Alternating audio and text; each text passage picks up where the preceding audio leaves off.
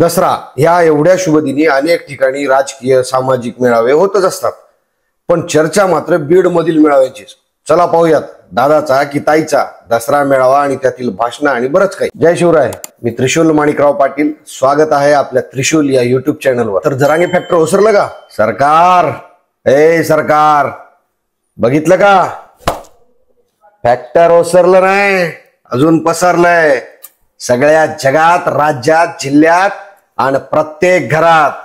फक्त एकाच हाकेवर साधा ग्रामपंचायतचा सदस्यही नसलेला माणूस हाक देतो. 6 कोटी लोक मेळाव्यासाठी जुळतात. किती? 6 कोटी. आता तुम्ही म्हणसाल ते कसं? अरे भावांनो, जवळजवळ 1.5 कोटी धरू गडावर, बाकी 5.5 कोटी सगळ्यांचं लक्ष होतं. घरून टीव्ही वरून लाईव्ह बघत होते. ऐन दसऱ्याच्या दिवशी अख्ख्या महाराष्ट्राचं मार्केट ठप्प होतं. तुम्ही अनुभवलंच असेल. आजपासून 1 वर्षाआधी अंतरवलीत पाटलांची सभा होती. या सभेनं जागतिक विश्वविक्रम नोंदवला होता. आज 14 ऑक्टोबर, अंतरवलीतल्या त्या सभेची आज वर्षपूर्ती. गोरगरीब गरजवंतांच्या या आंदोलनाची धार कमी करण्याचा सरकारने अनेक प्रयत्न केला, पण खरी शायरी इकडेच लागू झाली. तुम लाख कोशिश कर लो हमें हराने की, अरे तुम लाख कोशिश कर लो हमें हराने की, हम जब जब बिखरे हैं दुगनी रफ्तार से निखरे हैं. खरं आहे ना? खरंच आहे. आणि नेत्यांची टोळी पिळी नाही बर का, वाघ एकटाच. 10 वर्षाआधी पाटलांनी नारायणगडावर 50 फुटाचा भगवा ध्वज उभा केला होता. तेव्हा त्यांना अनेक जातीवाद्यांनी विरोध पण केला होता. पाटलांचं एक स्वप्न होतं की नारायणगडावर दसरा मेळावा घ्यायचा. तेव्हाच 10 वर्षाआधीच. बघा, स्वप्नात किती ताकद असते. प्रामाणिकपणा आणि इमानदारी असली ना तरच विक्रम घडतात. 20 सप्टेंबर रोजी पाटलांनी एका प्रेसमध्ये सांगितलं की नारायणगडावरील दसरा मेळाव्यात मी येणार आहे. बस, पाटलांचा शब्द खाली पडणार. अरे 30 सप्टेंबरच्या पहिल्याच बैठकीत 25 लाख रुपये निधी जमा झाला. इतर समाजांनी जमा केला. तेव्हा एक डायलॉग पुढे आलता, तो म्हणजे एक हाक. चालू नियोजन बैठकीत निधी जमला 25 लाख. आणि अजून एक हाक मुस्लिम बांधवांनी स्वेच्छेने निधी दिला 5 लाख. किती? 5 लाख. कोणी? मुसलमानांनी. आणि आता मराठ्यांनी पण ठरवलं की गड जिंकायचा. आडमुठ पाऊस, रानातलं पीक, सोयाबीन, कापूस, दुकानदाऱ्या बंद, मराठे गडावर. जिंकला ना गड, केलं ना स्वप्न पूर्ण. एकाच वर्षात दुसऱ्यांदा करोडो लोक एका हाकेवर जमवणारा आणि गर्दीचं रूपांतर मतांमध्ये करणारा जगातला पहिला शेतकरी पुत्र. तर 900 एकरवर झालेल्या या अतिविराट सभेला संबोधून जरांगे पाटील म्हणाले की एवढी गर्दी या मेळाव्याला होईल असं मला वाटलंही नव्हतं. 4ही बाजूला कॅमेरे फिरवा, समोरच्यांचा कार्यक्रम होईल. या समुदायावर संस्कार आहेत. हा समुदाय कधीच मस्तीत वागला नाही. प्रत्येकाला सांभाळून घेण्याचा आणि साथ देण्याचं काम या समाजानं केलंय. समाजानं कधी जातीवाद केला नाही. आपल्या नाकावर टिचून जर कुठले निर्णय सरकार घेणार असेल आणि राज्यातील मराठा समाजावर अन्याय अत्याचार होणार असेल तर आपल्याला या समाजाच्या लेकरांसाठी लढावं लागेल. हिंदू धर्मानं आपल्याला लढायला शिकवलं आहे. अन्यायाविरुद्ध उठाव करायचा हे शिकवलं आहे. आणि आपल्या लेकरांना न्याय मिळावा त्यासाठी हा उठाव चालू आहे.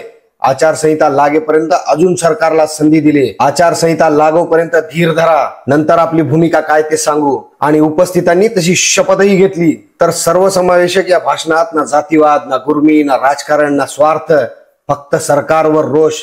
या भाषणाला कोणीच चॅलेंज करू शकत नाही. एवढं साधं सरळ असतानाही काहींची झोप उगाच का उडते कळतच नाही. तर दुसरीकडे कोयता गँगची मुकदम त्यांच्या मुलाच्या लॉन्चिंग इव्हेंट कार्यक्रमात उपस्थित मान्यवर ते सुजय विखे, मोनिका राजळे, शिवाजी कर्डिले, ते मेघना बोर्डीकर, सुरेश धस, बाळासाहेब आजवे, भीमराव धोंडे, नम्रता मुदंडा, मराठा नेते. नावं लक्षात राहू द्या, ही नावं, कारण आपल्याला निवडून द्यायची आहेत है ना. यातल्या बोर्डीकर दिदींनी तर प्रत्येक गाडीला 4-5 हजार रुपये दिले म्हणे. इकडे जाऊ नका, घरीच थांबा म्हणून. आणि जर कोणी गाडी भाड्याने दिलीच तर लायसन्स रद्द करू, असं लोकांनी सोशल मीडियावर सुद्धा टाकलंय. म्हणजे मतांची इतकी भूक की मराठ्यांचा द्वेष आणि कटकारस्थान. स्वतः मात्र मुकदम टोळीत. वा, मानलं दिदी तुम्हाला. तर हा कोण्या कुटुंबाला मानणारा कार्यक्रम नसून एका पक्षाचा असंच वाटत होतं. फक्त पक्षाचे झेंडे नव्हते, बाकी सगळं ते पक्षीय बाग फुलवणारा मेळावा. धनदांडगे, स्वार्थी राजकीय नेते, मोफत गाड्या, मोफत पेट्रोल, ठराविक रोज, राजकीय यंत्रणा, शासकीय यंत्रणा. माझे बाबा ही मालिका संपली, आता माझा चकुला ही मालिका सुरू. ताईंनी आपला मुलगा तर दाखवला, पण समोर गर्दीत ज्या कुटुंबातील मुलांनी आत्महत्या केल्या ना त्याच्या घरातला एखादा सदस्य दाखवला असता ना तर मन जिंकलं असतं. का त्यांनी फक्त कोयतेच पाजायचे? मुलाच्या राजकीय करिअरची सुरुवात चालू झालेली आहे. भविष्यात हाच मुलगा जिल्हा परिषद सदस्य, आमदार, खासदारकीच्या रिंगणात दिसेल. कार्यकर्ते फक्त सतरंजा उचलणार. हा विचारांचा मेळावा नसून राजकीय करिअर डेव्हलपमेंट मेळावा आहे. त्या स्टेजवरच्या मंडळींना पाहून तर मला असंच वाटतं, तुम्ही धनुभाऊ हाके आम्हाला तर थेट चॅलेंजेस करू लागले. हे तेच भाऊ आहेत ज्यांच्यामुळे तुम्हाला भगवान भक्तीगड सोडून सावरगावात मेळावा घ्यावा लागतो. आणि ते म्हणतात की मला दुसरा कधी मेळावा घ्यावा वाटला नाही. अहो ताई, तुम्ही जेव्हा मुलाला उभं केलं ना, तेव्हा त्या व्हिडिओतला ते धनुभाऊचे एक्सप्रेशन पहा. जबरदस्ती हसत होते तुमचा डाव पाहून. असो, पण तुम्ही त्याची पार लायकीच काढली रात्रीच्या भेटीचा. आणि ते पान हालत नाही कोणाशिवाय तरी हा विषय काढून. आणि त्या बेवड्या वडापावला बोलून तर तुम्ही आपल्यातलं प्रेम जाहीर दाखवून दिलं. गोंडस बाळ मागच्याच रविवारी कात्रजच्या घाटात डुलत सापडलं होतं. खरंच गोंडस आहे. तुम्ही निंबाळकरचा प्रचार केला तेव्हा जरासं खाऊट होतं बस. अरे इतका अकराळस्थपणा बरोबर नाही. आपली देहबोली, आपला अहंकार लपू शकत नाही. लक्ष्मणला खोटा मोठेपणा देऊन कायमच्या कामाला लावलं. कर्डिले सुजय विखेला तर काही समजतच नाही असं दाखवून दिलं. भावनिक करण्यापेक्षा विकासावर बोलावं. सत्तेत आहात तुम्ही. स्वतःचं लेकरू विदेशात शिकायला आहे आणि गरिबांच्या लेकरांना कोयत्याला धार लावायला सांगता. ह्यात स्वतःच्या समूहाची किंवा राज्याची प्रगती वाटते की काय तुम्हाला? तुमच्या मेळाव्यात किती समूहाचे आणि कसे लोक आले हे सगळ्या महाराष्ट्राला माहित आहे. युग बदललंय. तुमच्यातला भीभीषण ओळखा. नसता सुज्ञ आहात. आम्ही शांत आहोत आणि न्यायाची वाट पाहत आहोत. पाटलांच्या शब्दा खातर नसता 16 जातींची ओबीसीत केलेली एंट्री, त्यामुळे रोष वाढलाय. आता लोक पाडू म्हणायलेत. बघावे नसता सुपडा साफ करणार ना भावांना. सुपडा साफ झपाझप कमेंट करत राहा. इंटरेस्ट वाढते आपल्याला. प्रिय पंकजाताई, आपण शिकलेले आहात आणि लोकनेते गोपीनाथराव मुंडे साहेब यांच्या कन्या आहात. याच्यापेक्षा आपली ओळख काय आहे? तुमच्या भावानं तुम्हाला त्रास दिला त्यावेळी हेच मराठे तुमच्या सोबत उभे होते, म्हणून तुम्ही लाखोंच्या मताधिक्याने निवडून येत होतात. पण काल आपण कोयत्यांनी धार लावायची भाषा केली, ते कोणाविरोधात वापरणार आहात? पाकिस्तानच्या का चीनच्या लोकांच्या विरोधात? सांगा ना. पण तसं तर आपण काहीच म्हणाला नाही. मग आपला रोख जरांगे पाटील आणि मराठा समाजाकडेच होता. शेवटी आपण पण भुजबळांच्या वळणावर गेलात. भुजबळांच्या काही मजबुऱ्या होत्या. केलेली पाप, भ्रष्टाचार लपवण्यासाठी महात्मा फुले आणि सावित्रीमाईंची शिकवण विसरून त्या मालकाच्या सांगण्यावरून मराठा समाजावर भुकत राहिलं. ते त्यांनी तलवारीला धार लावा, मराठ्यांच्या हजामती करू नका असं म्हणाले होते. त्याला महाराष्ट्रातील 18 पगड जातींनी जनतेने नाकारले. पण आपणास लोकसभेलाही मराठ्यांनी भरभरून मतं दिली. आता सगळं माहित असूनही तुम्हाला लोकसभेला मराठ्यांनी मतं दिलीत. पण आपल्या वंजारी समाजाचं एक मत बजरंग सोनवणेंना पडलं नाही. याला म्हणतात जातीवाद. आपण लोकसभेला पडला त्याला आपले सर्वोच्च नेते देवेंद्र फडणवीस जबाबदार होते. कारण त्यांनी मराठा, मुसलमान आणि दलितांना डिवचलं होतं. त्यामुळे त्यांना धडा शिकवण्यासाठी भाजपचे अनेक उमेदवार पडले.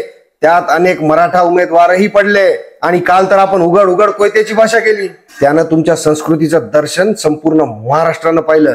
आपल्याच देश बांधवाविरोधात कोयता आणि तलवारीची भाषा, आणि तेही आपल्यासारख्या लोकप्रतिनिधीकडून होत असेल तर शिवशाहू फुले आंबेडकरांच्या पुरोगामी महाराष्ट्राचं दुर्दैव आहे. आपण कितीही कोयता तलवारीची भाषा करा, पण जरांगे पाटील कधीच ती भाषा वापरणार नाहीत. उलट तो मराठा आरक्षणाचा लढा संविधानिक पद्धतीनेच लढत आहेत. जरी त्यांचं शिक्षण कमी असेल, जरी ते गरीब असतील, तरी त्यांची सामाजिक आणि राजकीय समज आपल्यासारख्या कित्येक नेत्यांपेक्षा अधिक आहे. आणि हो, आपण समाज तोडण्याची, कोयत्या तलवारीची भाषा करत राहा. आम्ही संविधानिक पद्धतीनेच त्याचं उत्तर देऊ. कारण आम्हीच खरे शिवशाहू फुले आंबेडकरांचे वैचारिक वारसदार आहोत. तरी लवकरच भेटू विधानसभेच्या मैदानात. आपण महिला आहात आणि आपल्याविषयी आमची भाषा योग्यच असेल. कारण आम्ही वैचारिकतेची लढाई वैचारिकतेनेच लढतो, पातळी सोडून नाही. भेटू.